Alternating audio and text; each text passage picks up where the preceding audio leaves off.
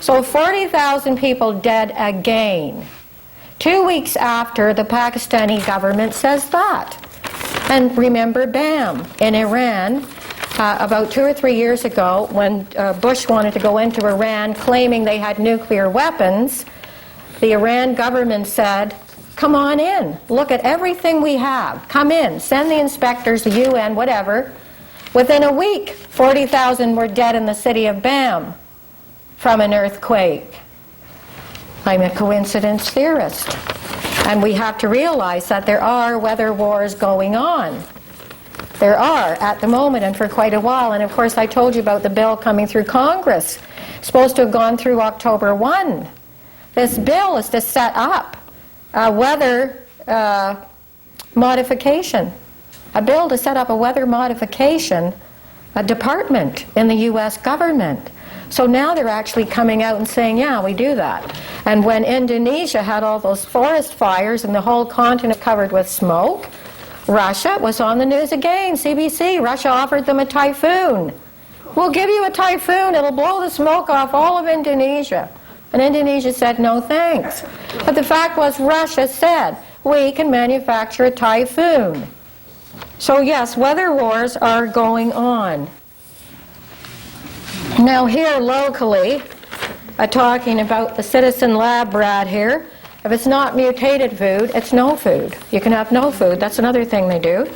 So the OCAP, the brilliant OCAP people, whom I admire greatly, because they actually are activists, and they do actually put their bodies on the front line.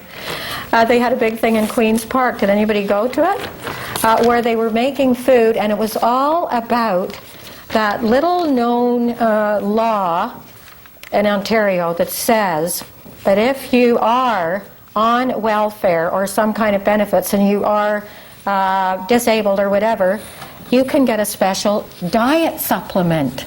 You can get some kind of a diet supplement to help you out, to buy decent food. So John Clark, these people went and the doctors were helping them. The doctors had tents in the park. They've signed up thousands of people under this bill. So the government's just really under the impact. Oh my God, they're actually taking it seriously. We're going to have to shell out this money now because people on welfare, that's why so many of them, you think, oh, they're okay, look, they're not thin. No, but if you eat cheap and bad food, you're more likely to get bloated or toxic bloat or whatever. That doesn't mean they're eating properly, because a lot of these people are heavy. So anyway, this is what they're doing now. And you know what? They have thousands signed up now for this little bit of extra food money. So John Clark is probably the one true blue activist. I'm not a Marxist, he is, but I don't give a damn. I think if we're all after justice, who cares, you know, what we're going to call ourselves. So now here's another one. The military has a new job for the Marines.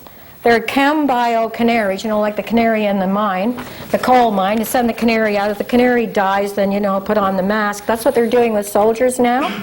And they said that they just pick at random, I think, unless maybe there's a guy you don't like. You'll go with the 3 or 4 ahead to see if there's gas or any kind of bioweapon released. And what they're going to do is, these men won't have any weapons, because one of the guys says, no, I'm not going with the gun. I'm not going out, no. So they're not allowed to have weapons. They're going to go out in front, and they're going to take off their masks so that everybody else knows. So they're going to be sacrifices right off the bat.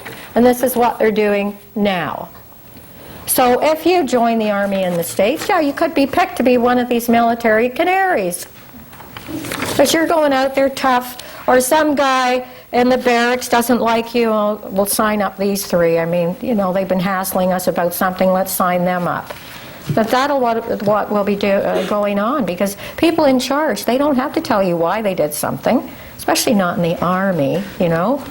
So that's what's going to be happening.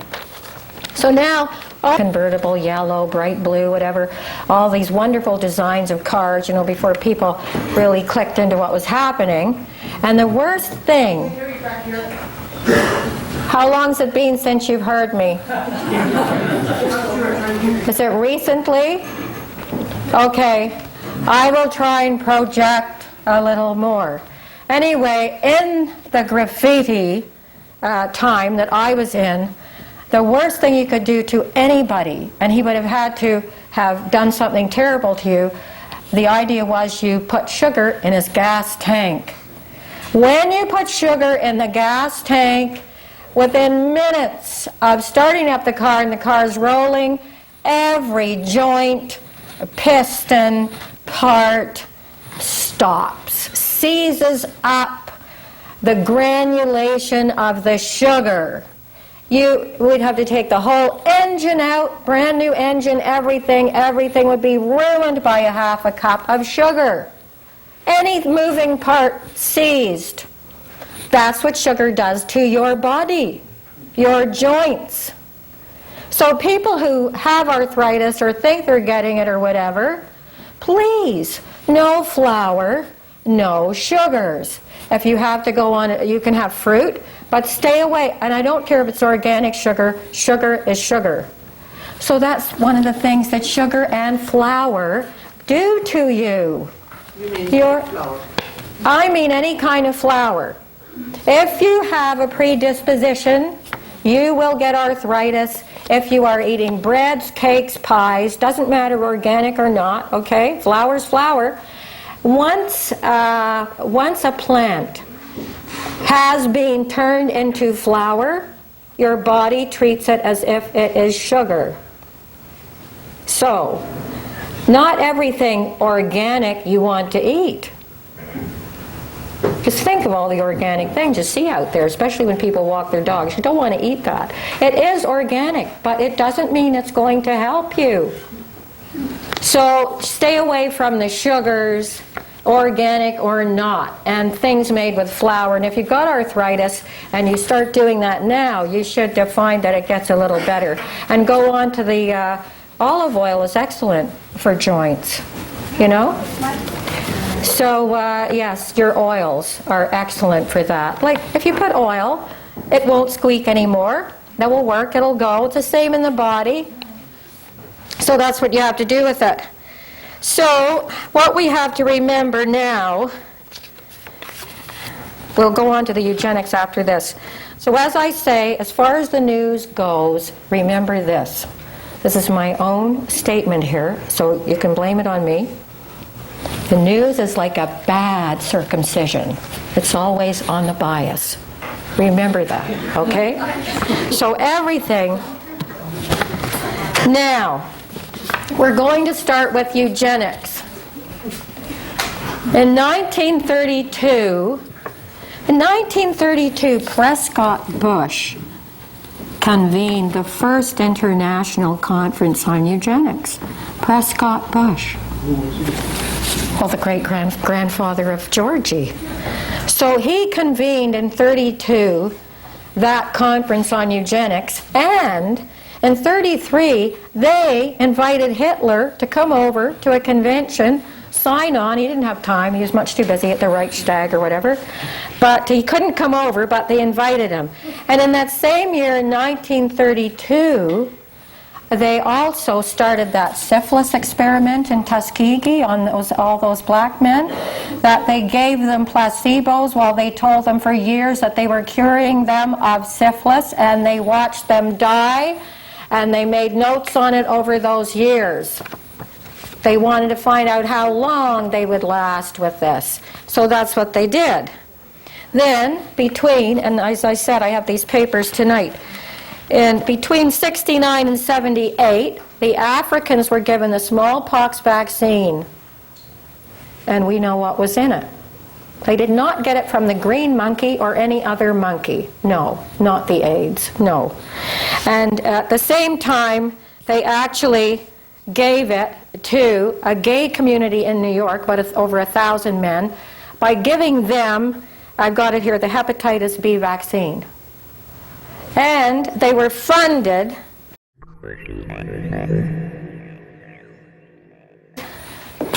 They were funded, here's the date, June the 9th, 1969, House of Representatives. This is the document here where they asked for the funding and how they described what they were going to fund with it. So I have that, and you can order that tonight. That's what they did. So they got $10 million in '69 from Congress to fund a virus that your immune system had no weapons against. That was the whole gist of the meeting, and it's all there. So all these books written about, because they were, having too much sex and all that, well, if that were the case, we wouldn't have a population on the earth today. No, it was given to them in a smallpox vaccine. So vaccines now are being pushed. But especially with nanotechnology, there's a sheet down there on the nanotechnology. You don't know what you're getting in a vaccine. You do not know what else that vaccine is carrying. That's all I'm saying. So now this bird flu, the so-called pandemic, let's get everybody scared, all the scare tactics again, so everybody will rush out and get a vaccine. You see? That's what's happening. So it started out with the eugenics. Now, here, and I thought I'd show you, I didn't even want to do enough for the whole class, but this here, if you want to come up later, this is how the children are looking who are being born from depleted uranium. Some have extra limbs, some have no limbs, and this happened in Kosovo as well, depleted uranium.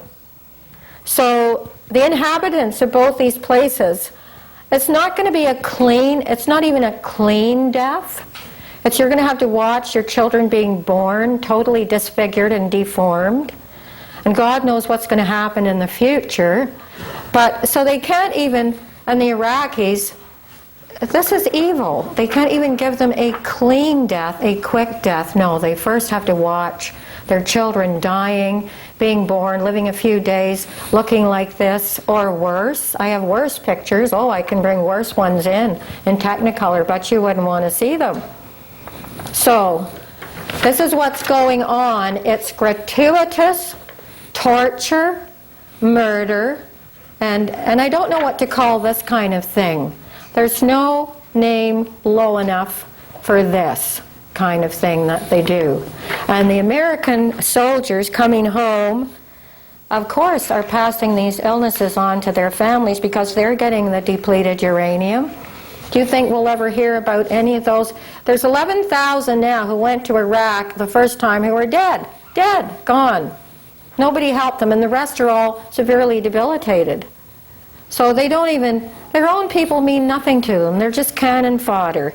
This is, I found this little map the other day of Plum Island. Now there is a paper on Plum Island down there, and we all know what Plum Island's about, and let's just hope that those people who live in the Hamptons, paying $10 million for their estate, they're just down the road from Plum Island. Well, I would not be bloody paying that kind of money to live in the Hamptons next to that. I can tell you, but that's where they are. And Plum Island has all kinds of, it's like the island of Dr. Moreau. Trust me. So, and then this other one, now this came out when SARS was big.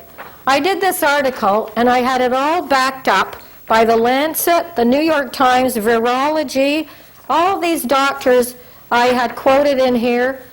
The source of SARS was not, it was American labs in China.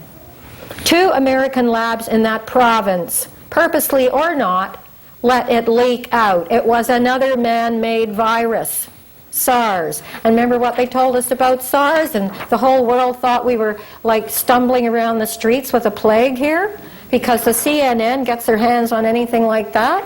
The same thing with the bird flu. And they just romp it up into this huge, Paula Zan shouldn't be let out without a keeper, that woman.